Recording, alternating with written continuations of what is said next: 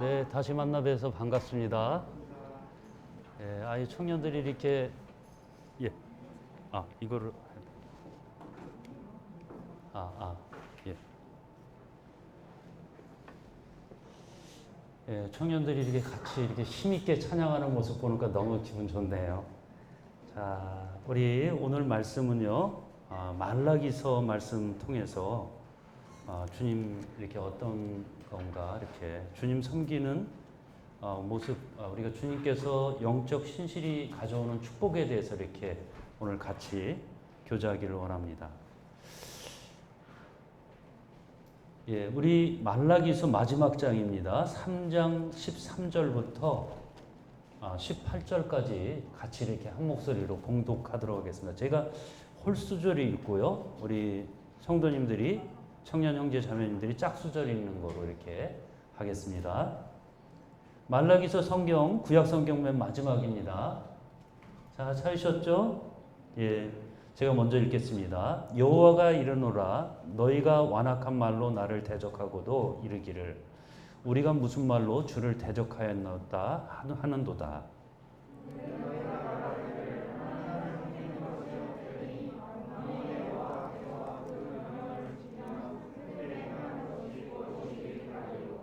지금 우리는 교만한 자가 복되다 하며 악을 행하는 자가 번성하며 하나님을 시험하는 자가 화를 면한다 하노라 함이라.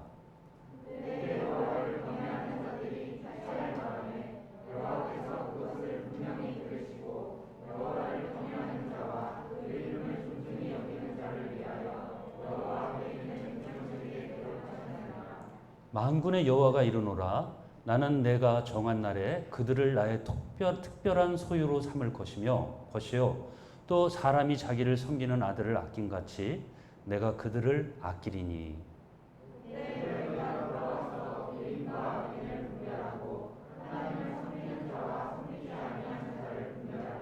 네, 감사합니다. 자, 이 말라기서는요, 총 6가지의 논쟁으로 이렇게 돼 있습니다. 보면은, 여기 지금 13절의 말씀에 보면 너희가 완악한 말로 나를 대적하고도 우리가 무슨 말로 주를 대적하였나이까 이렇게 말하는 것을 보게 됩니다. 하나님께서 이렇게 지적을 해요. 6가지에 대해서. 그럼 마지막 부분이 오늘 제목으로 이렇게 저희가 생각 앞에 이렇게 문맥적으로 저희가 볼 때 앞에는 이제 11조에 대한 얘기가 나오고 있습니다.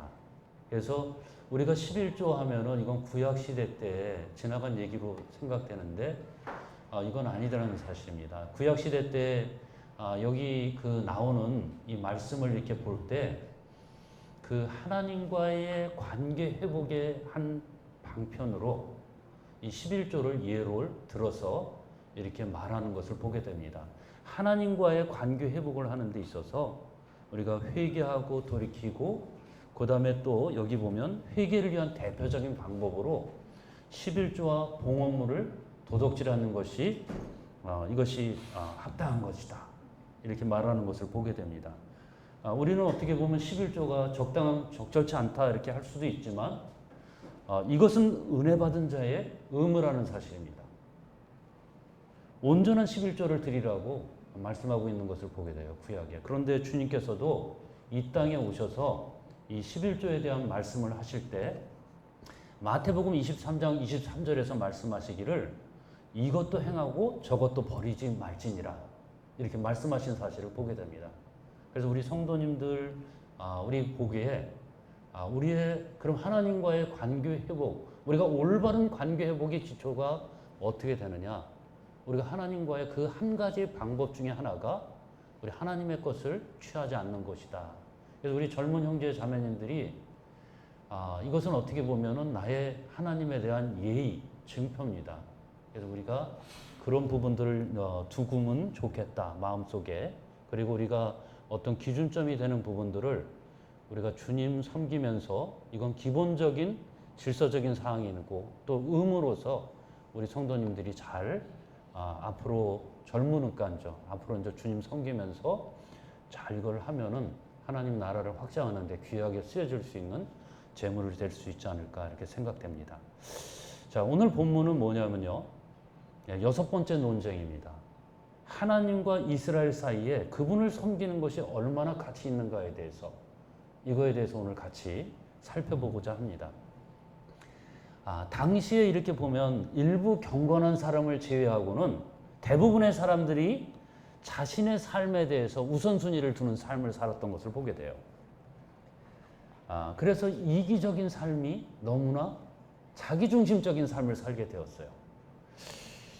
오늘날 우리의 영적 상태, 우리의 영적 삶과 비슷하지 않습니까? 우리가 주님을 섬긴다고 하지만 어떤 삶을 살고 있습니까? 우린 다 대부분이 보면은 자기중심적인, 자기 이익적인, 자기 이익을 따라서 주님을 섬기는 것을 보게 됩니다. 그러다 보니까 어떻게 됩니까? 어떤 것에 의해서 하나님 말씀대로 중심적으로 그것을 갖다 해석을 하고 그 말씀에 순종을 해야 되는데 그렇지 못하다는 것이에요. 많은 폐단들이 있는 것을 보게 됩니다. 그래서 우리가 많은 사람들이 생각하기에 어떡합니까? 우리가 주님 섬기는 것은 정말 어리석은 것처럼 보여질 때가 많이 있지 않습니까? 어때요? 주님 정말 바르게 섬기면 저 사람은 정말 너무나 올곧고 고지식해. 세상 그렇게 살면 어떻게 살 수 있겠어? 이렇게 생각할 수가 있겠죠. 그럼에도 불구하고 하나님께서는 하나님 말씀 우리에게 보여주신 대로 살기를 원한다는 사실입니다. 그래서 우리가 과연 그렇게 올곧게 사는 것, 주님을 섬기는 것, 말씀에서 말씀이 이끄는 대로 우리가 순종하는 것, 우리가 세상 사람들이 보기에는 이것이 정말 하찮은 삶, 정말 쓸데없는 삶처럼 보이지만 이것은 하나님께서 우리에게 영적, 우리에게 신실한 축복을 우리에게 가져다 준다는 것입니다. 바벨론에서 포로에서 돌아온 이스라엘 사람들은요, 하나님을 열심을 내서 성전을 건축했던 사실을 보게 됩니다. 그리고 예배 드렸어요. 마음 중심에 예배를 드리기만 하면 그들의 형편이 좀 더 이전보다 나아지지 않겠나, 이런 생각들을 하고 예배를 드렸던 것을 보게 됩니다. 그런데 세월이 어느 정도 흘렀냐면요, 한 100여 년 정도가 이렇게 흐르게 됐어요. 그러다 보면서 어떻게 됩니까? 하나님께서 축복해 줄 줄 알고 그렇게 하고 이기적인 마음으로 하나님께 대한 허황된 기대감으로 주님을 섬겼는데, 교회 잘 나가면 주님께서 모든 걸 다 축복해 줄 거야, 이렇게 기도하고 그런 마음가짐으로 섬겼는데 세월이 지났는데도 별 바뀌지는 않았어요.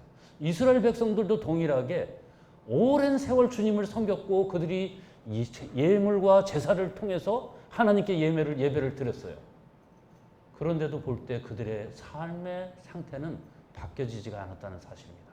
더 초라해지고 주변국들이 쫓아와서 사람들을 잡아가고 막 잡아다가 팔고 종으로 팔고 또 와서 불지르기도 하고, 이러한 일들이 계속해서 반복됐던 역사들이 있던 사실을 보게 됩니다. 그러다 보니까 어떻게 됩니까? 사람들이 하나님을 섬기면 잘 될 줄 알았는데 하나님께서 우리에게 해주시는 것이 뭐야?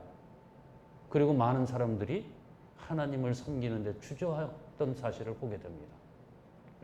요즘 세세가 그러지 않습니까?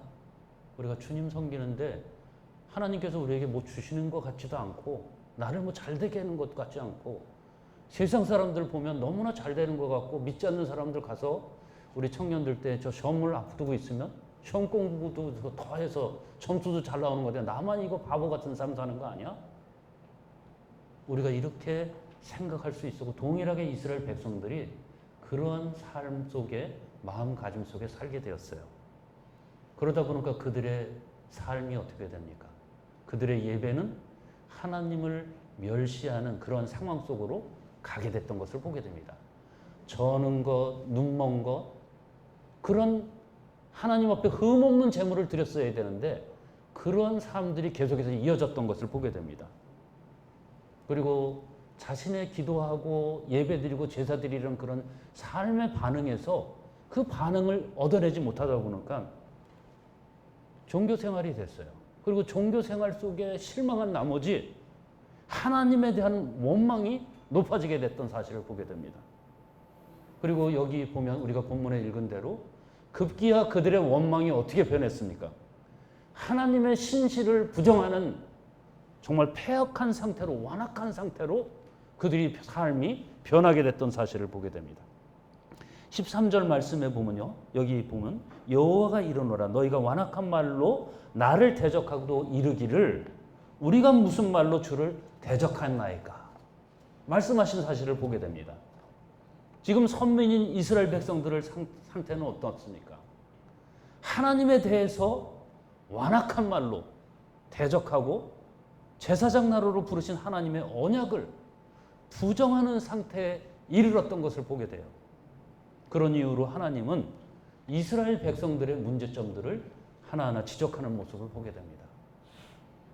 그들 대부분은요, 어떻습니까? 하나님을 진심으로 헌신하지 않았기 때문에 하나님에 대해서 거짓되고 이기적인 기대를 품고서 하나님께 예배드렸던 삶을 살 수 있었던 것을 보게 됩니다.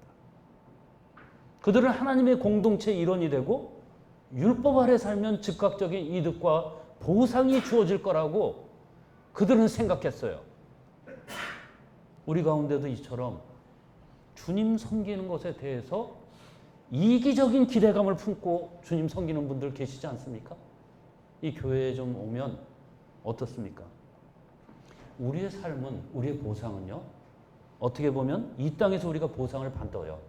우리가 주님 잘 섬기면 주님 앞에 보상을 받는 것이 맞습니다. 그리고 최종적인 보상은 우리가 하나님 나라에서 받는 것을 보게 됩니다. 주님 나라에 이를 때. 여기 보면 다수의 백성들이 하나님의 사랑과 공의를 의심하게 이르렀던 것을 보게 됩니다. 그래서 그들이 생각하기를 하나님 섬기는 것이 무슨 이익이 나에게 있는 건가? 매일 그날이 그날 같고 제사를 드리고 번제를 드리고 소제를 드리고 화목제를 드리고 속건제 계속 이것이 나날이 반복되는 삶 속에서 이게 뭐 하는 건가? 이런 삶들을 살게 됐던 것을 보게 됩니다. 우리 삶도 때로는 이럴 때가 있지 않습니까? 우리가 주님 교회에 이렇게 와서 예배 드리고 또 하는데 어떤 때는 내가 지금 뭐 하는 건가? 혹시 이런 매일 그날이 그날 같고 맨날 그날 혹시 그런 사람이 있지 않습니까? 하나님은 그분의 이 신실하심을 부정하는 이 원망과 비판을 들으시고요. 말라기 선지자를 통해서 이렇게 책망하셨던 것을 보게 됩니다. 너희가 완악한 말로 나를 대적하고도 하나님께서 말씀하시니까 백성들이 하는 말이 뭡니까? 우리가 언제 무슨 말로 주를 대적하였나이까? 여기서 완악한 말은요, 이 히브리어 하자크의 수식어를 받아요. 그래서 이걸 보면 강하게 하다, 이 하자크가 강하다라는 뜻입니다. 그 당시의 백성들이 실제로 어떻게 하나님을 강하게 비판했나를 우리는 이 완악한 말이라는 것의 하자크라는 수식어를 통해서 우리는 알 수 있다는 사실입니다. 이처럼 영적으로 완악은요, 처음에 하나님에 대한 존중에서부터 이렇게 시작되는 것이 아니라 그 중심에 보면 자기 이익을 중심으로 하나님을 대적하는 무례한 말과 마음속의 생각이 겉으로 표출되는 것이 나타나는 것을 보게 됩니다. 14절 말씀에 보면요, 너희가 말하기를 하나님을 섬기는 것이 헛되니 만군의 여호와 앞에서 그 명령을 지키며 슬프게 행하는 것이 무슨 유익하랴. 지금 우리는 교만한 자가 복되다 하며 악을 행하는 자가 번성하며 하나님을 시험하는 자가 화를 면한다 하노라 함이라. 급기야 이스라엘 백성들이 어떻게 변했습니까? 하나님을 섬기는 일이 부질없는 일이라고 이렇게 생각했던 것을 보게 됩니다. 그리고 하나님을 섬기는 것은 헛되고 무익하고 소용없고 보람이 없는 결론에 도달하는 것을 보게 됩니다. 사실 그들이 어떻게 주님을 섬겼습니까? 그들은 믿음의 신앙인이라고 했었지만 실질적으로 주님을 섬긴 것이 아니고 그 신앙의 자리에 있었지만 그들이 부모를 따라서 그들의 조상들을 따라서 그들이 드리는 예법을 따라서 하나님 앞에 제사를 드렸지만 실질적으로 그들은 그들의 섬김의 대상을 하나님이 아닌 자신이 하나님을 섬기는 행태를 보였던 것을 보게 됩니다. 우리 가운데도 정말 이런 분들이 계시지 않습니까? 우리가 부모님들이 주님 믿기 때문에 우리가 주님 부모님들의 손길에 의해서 우리가 교회 생활, 교회 다니다 보니까 어느 날 너 구원 받았지? 뭐 이렇게 하면 구원 받는 거야. 이렇게 해서 주님 영접했다고 하고, 우리가 주님 그런 식으로 쉽게 주님 섬기는 성도님들 계시지 않습니까? 그들은 자신의 이기심에 소위 신앙생활과 믿음의 도움이 안 된다고 그러면요, 어떻게 주님을 언제든지 이 교회 공동체와 신앙을 떠나보낼 수 있는 상황의 그런 자들이었던 것을 보게 됩니다. 여기 14절의 말씀에 보면 어떤 말씀이 나오냐면요, 단어가 나오는데 유익이라는 단어가 나옵니다. 이 히브리어는 배자라는 것인데요, 사람의 거래에서 취하는 이런 단어인 것입니다. 이 배틀에서 잘려나간 천조각을 나타내는 말입니다. 말라기서는 이 단어를 사용해서 하나님을 섬기는 자기의 목이 그 자기의 목을 찾는 행위를 비판하고 있는 것을 보게 됩니다. 이 섬김은 헛된 것과 무익한 일로 생각하는 사람들의 이 사고를 갖다가 그 중심적인 생각이 뭐냐면, 그 사람들은 한 것은 가장 가치관을 중심 잡고 있는 것은 실용주의 사상이 거기에 접목되어 있다는 것을 우리는 알 수 있게 돼요. 그래서 실용주의에 함몰된 사람들은 끊임없이 묻는 질문이 뭔지 아십니까? 이것이 나에게 얼마나 유익한가? 얼마나 편리한가? 또한 이것이 과연 나에게 어떤 목이 있는 건가? 우리 성도님들 중에 이렇게 계산적으로 주님 섬기는 분 계시지 않습니까? 구약시대 때 금식을 했던 많은 분들이 있어요. 금식의 가장 중요한 목적이 무엇입니까? 자기의 이기심의 성취가 아니라 자기의 죄를 회개하기 위해서 이 금식은 하는 것이에요.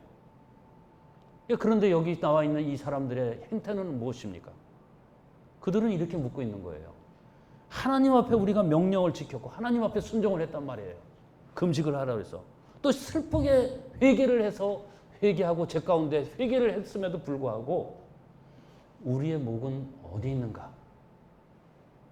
나에게 어떤 유익을 허락하였는가? 나에게 교회 내에서 어떤 지위를 허락하였는가? 우리는 거기에 몰두하고 있는 것을 보게 됩니다.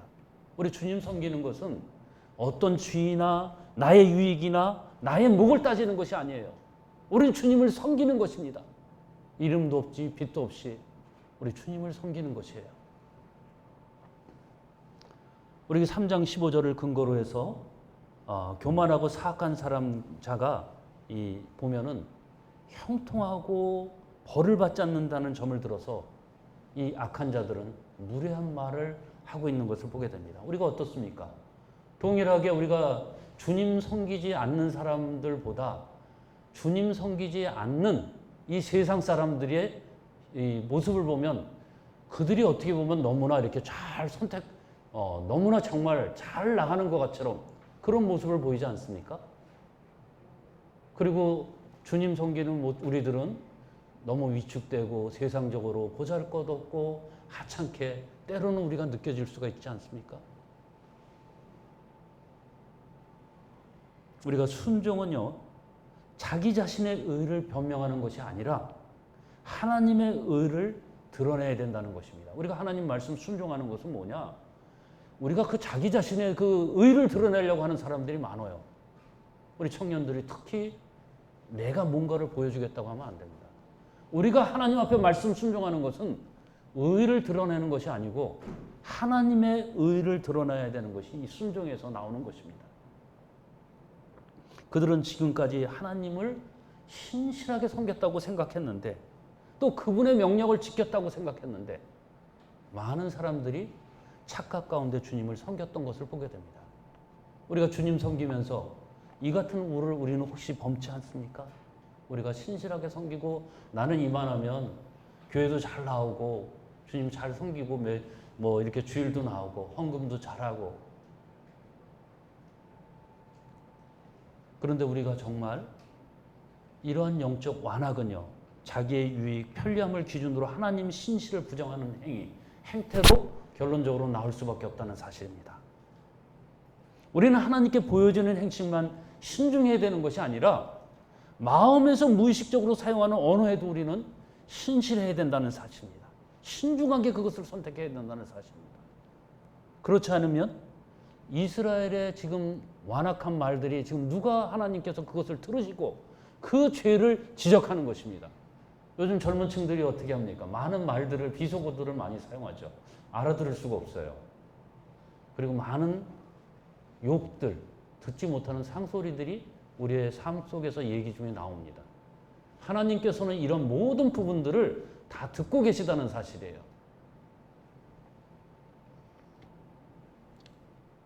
우리가 정말 이런 부분에 조심해야 되겠다는 사실입니다. 사실 우리가 신앙생활할 때 가장 어려운 이슈 중에 하나가 의인이 고통을 당하고 악인이 성공하는 현실. 정말 받아들이기 힘들지 않습니까, 이것이? 안타깝게도요, 악인이 판을 치고 있는 이 현실에 실망한 사람들이요, 말과 마음으로 신앙을 버리게 돼요. 아, 내가 이럴 거면은 주님 섬기지 않겠다. 그리고 하나님 앞에 등을 등지게 되는 그런 경우들이 많이 있다는 사실입니다. 그렇지만 이 성경은 말하기를 뭐냐면 우리가 사방으로 우겨싸움을 당하도 우리는 주님을 하늘을 바라봐야 된다는 사실입니다. 고개를 들어 우리가 하늘을 바라보고 주님을 온전히 바라봐야 되는 것이에요. 그리고 우리가 현재가 중요한 것이 아니라 미래를 우리는 바라봐야 된다는 것입니다. 우리는 자신도 모르게 하나님의 신실하심을 잃어버리고 완악한 말로 하나님을 대적하지 않습니까? 때로는 원망이 나도 모르게 나오는 경우가 있어요. 이처럼 영적 완악은 하나님의 신실을 부정하는 행태로 이렇게 주로 나오게 된다는 것입니다. 하나님은 정말 오전에도 말씀드렸다시피 하나님은 신실하신 분입니다. 그러면 우리가 하나님의 신실하심을 우리가 이 본문 안에서 무엇을 근거로 우리가 할 수 있을까요? 여기 보면 말라기서 3장 16절에서 18절 말씀에 보면은요, 어떤 상황 속에서도 여호와 하나님을 경외하고 사는 사람들에게 두 가지 축복을 근거로 하여 말씀하신 사실을 보게 됩니다. 하나님께서 신실하시는 부분이라는 것을. 자, 16절 말씀에 보면요, 그때 여호와를 경외하는 자들이 피차 말하매 여호와께서 그것을 분명히 들으시고 여호와를 경외하는 자와 그 이름을 존중히 여기는 자를 위하여 여호와 앞에 있는 기념책에 기록하셨느니라. 하나님 그분은요, 그분을 경외하는 자에게 신실하십니다. 하나님께서는요, 그분을 경외하는 자들이 피차 말하고 하나님을 사랑하고 그분이 누구인가? 여기 보면 그분이 어떤 일을 행하시는지 그 찬미하는 소리에 귀를 기울이신다는 사실입니다. 우리가 찬양하는 소리, 우리가 소근소근하게 교제하는 소리, 이런 모든 곳에 하나님께서 우리의 귀를 기울이세요. 그리고 들으실 뿐만 아니라 여기 뭐라고 했습니까? 지워지지 않도록 기록하셨다고 말씀하신 사실을 보게 됩니다. 여호와를 경외하는 자, 그 이름을 존중히 하는 자를 위하여 여호와 앞에 있는 기념책에 기록하셨다고 16절에 여기 분명히 말씀하고 계시는 사실을 보게 됩니다. 말라기서 1장 말씀에 보면 하나님의 이름은, 여기 우리가 1장을 보게 되면은 하나님의 이름에 나오는 사실을 보게 됩니다. 그분의 본성과 성품, 하나님의 속성, 이런 것들을 가리키는 것을 보게 돼요. 그런데 이 신실한 자, 하나님을 갖다 경외하는 자들은 뭐냐? 이런 하나님의 본성에 그 생각이 집중된 자들인 것을 보게 돼요. 이것은 그들이 어떻게 나타납니까? 그들의 경건한 헌신의 삶을 만들어내는 것을 보게 됩니다. 우리가 하나님의 속성에 계속해서 집중한다 그러면은 우리는 하나님이 어떤 분이신가를 거기에 생각하다 보니까 우리의 삶 속에서 경건한 헌신적 삶이 계속해서 나타난다는 사실입니다. 요한계시록 20장 12절 말씀에 이 책을 생명책이라고 말하는 사실을 우리는 알 수 있어요. 자, 창조자고 심판자고 하나님이 우리를 만드신 하나님께서 우리의 이름을 그의 생명책에 기록하여 영원히 기억하게 하신다는 이 사실 생각할 때 얼마나 가슴이 벅차지 않습니까? 우리를 만드시고 창조하시고 이 세상을 주관하시는 그 하나님께서 그의 생명책에 우리의 이름을 기록하시고 우리를 영원하게 기억하신다는 것이 얼마나 벅차지 않습니까? 그리고 이것보다 더 큰 축복이 어디 있습니까? 17절 말씀해 보면요. 만군의 여호와가 이르노라. 나는 내가 정한 날에 그들을 나의 특별한 소유로 삼을 것이요. 또 사람이 자기를 섬기는 아들을 아낀 같이 내가 그들을 아끼리니 그들이 돌아와서 의인과 악인을 분별하고 하나님을 섬기는 자와 섬기지 아니한 자를 분별하리라. 본문에는 여호와 하나님께를 경외하는 자들에게 하나님께서 약속하신 두 번째 축복이 있는 것을 보게 됩니다. 이것이 무엇입니까? 그것은 여기 나와 있는 대로 하나님께서 정하신 축복의 날이 오면 하나님을 경외하는 의인들은 육체적 구원과 몸의 부활을 통해서 그들을 특별한 하나님의 소유로 삼으신다고 약속하고 계시다는 사실입니다. 그리고 그것을 어떻게 하시냐? 여기 보면 보물처럼 아끼시겠다고 약속하신 사실을 보게 돼요. 하나님께서는 우리를 자기를 섬기는 아들을 아낀 같이 예수 그리스도처럼 자기를 섬기는 아들을 아낀 같이 그들을 아끼시겠다. 우리를 아끼시겠다고 주님께서는 분명히 말씀하시고 약속하고 계십니다. 이것이 두 번째 근거의 축복인 것입니다. 지난해 11월 17일에 매일신문에 이렇게 나왔던 기사가 있는데요. 미국 더 타임스 기사를 인용해서 아버지의 베어 허그가 곰같이 꽉 끌어안는 그 허그가 포옹이 딸을 살렸다는 그 기사가 나온 적이 있었습니다. 미국에서 이제 5명이 탑승을 한 경비행기가 이렇게 날아가다가 추락을 했어요. 그런데 4명이 죽고 1명만이 온전히 살았어요. 여기 아버지가 탑승했던 레이니 퍼듀라는 11살 소녀만이 이렇게 유일하게 살아남았는데요. 이 퍼듀는 그 추락할 당시에 어떻게 아버지가 마지막 순간까지 아빠 품에 꼭 끌어안아서 그 충격을 최소함으로써 온전히 11살 난 딸내미만 살아남았던 것을 보게 됩니다. 구약에서도 하나님과 백성들 사이를 아들로 묘사하는 것은 그리 흔치 않은 것을 보게 됩니다. 하나님이 우리를 어떻게 사랑하셨습니까? 우리를 아들처럼 소중히 사랑하십니다. 그리고 아끼시겠다고 약속하셨어요. 이 같은 축복된 약속이 우리가 어디 있습니까? 하나님께서 우리를 자식처럼 아끼시겠다고, 우리를 눈동자처럼 지키시겠다고 주님께서 약속하셨어요. 어리석은 사람들의 주장과 다르게요. 하나님을 섬기는 일은 결코 헛된 일이 아니에요. 하나님께서 우리에게 이렇게 귀한 약속들을 아들을 아낀 같이 우리를 품에 안아서 우리를 보호하신다고 약속하셨어요. 그리고 우리를 생명책에 기록해서 우리를 기억되게 하시겠다고 주님께서는 분명히 약속하신 사실을 보게 됩니다. 하나님께서 우리의 모든 봉사와 헌신, 섬김을 하나님께서는 지켜보고 계세요. 우리의 귀에, 우리가 소곤소곤 하는 소리에 다 귀를 기울이시고 모든 것을 지켜보고 계시다는 사실입니다. 그래서 우리의 가치관을 하나님을 경외하고 섬기는 일에 이 주님께서 우리에게 약속하신 그 축복을 기억하면서 우리가 앞으로 정진해 나가야 된다는 사실입니다. 우리가 영적 완악은 하나님의 신실하심을 부정하는 행태로 나타납니다. 그러나 하나님은 우리가 부정한다 할지라도 하나님은 신실하신 분이세요. 그 신실하신 분들은 경외하는 이 영적 신실은 하나님 날에 기억되고 심판 날에 보장되고 우리에게 이 두 가지 축복을 근거로 말씀의 사실을 보게 됩니다.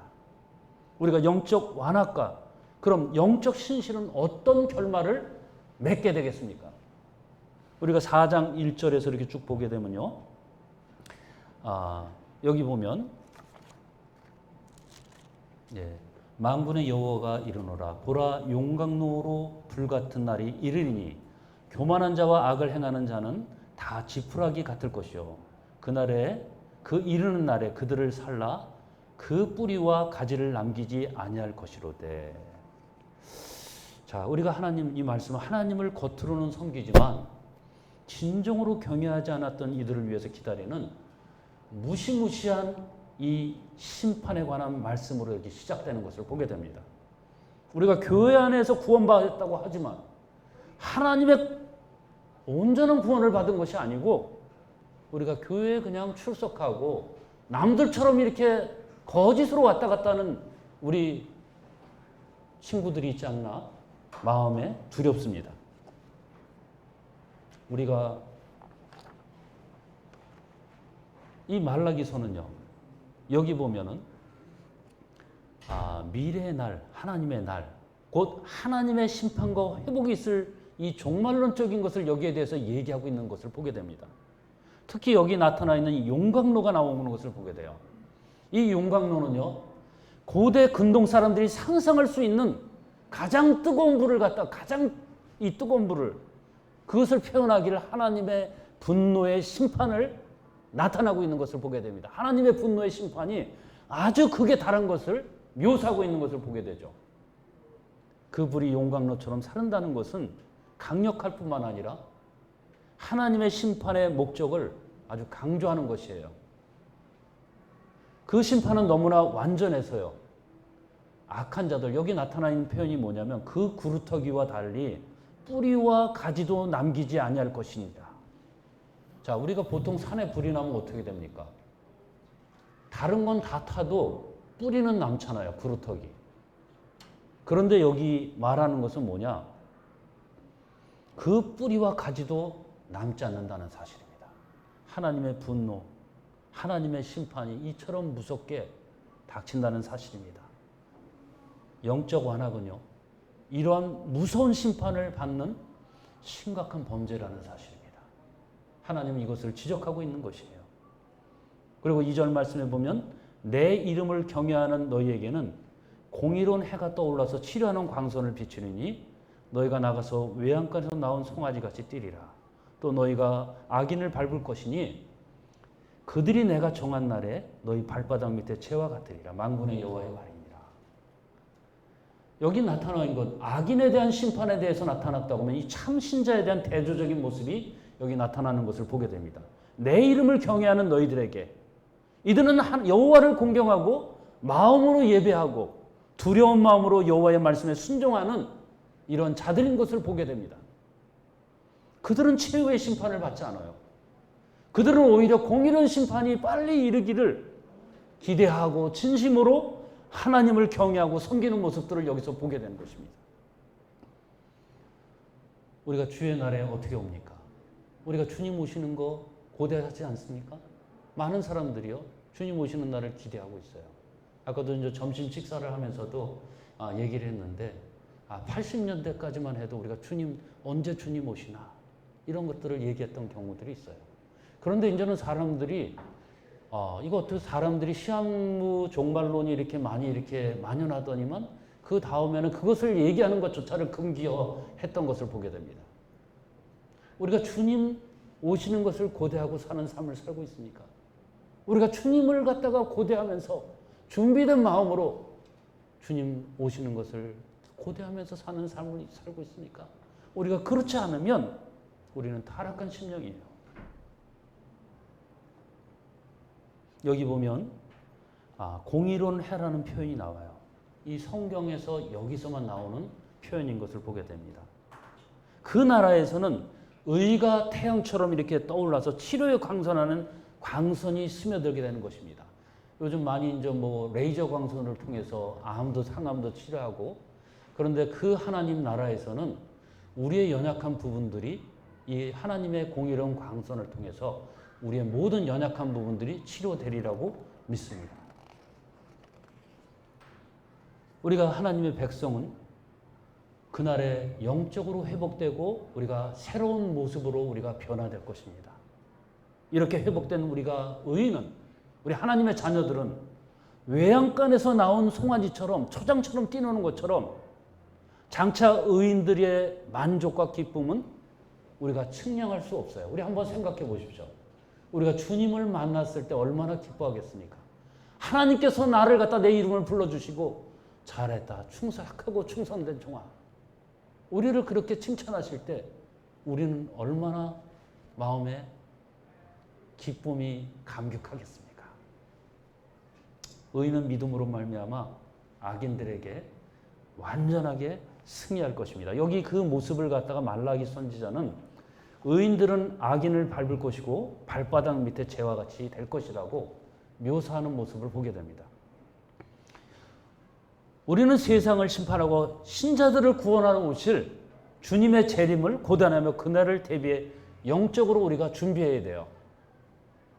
그런데 많은 그리스도인들이 유감스럽게도 용광로같이 임할 그리스도의 심판을 그 날을 선포하는 데 주저하고 있다는 사실입니다.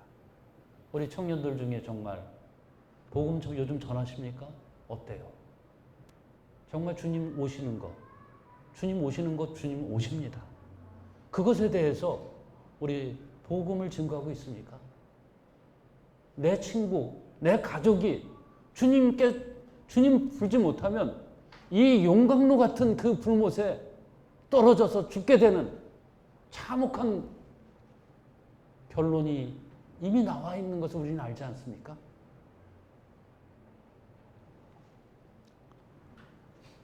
머지않아 주님께서는 이 땅에 악인과 죄인을, 의인을 구별하시기 위해서 이 땅에 오실 것입니다. 이 당연한 결말과 함께 우리 성도들의 영원한 영광스러운 구원의 날이 가까이 있다는 사실입니다.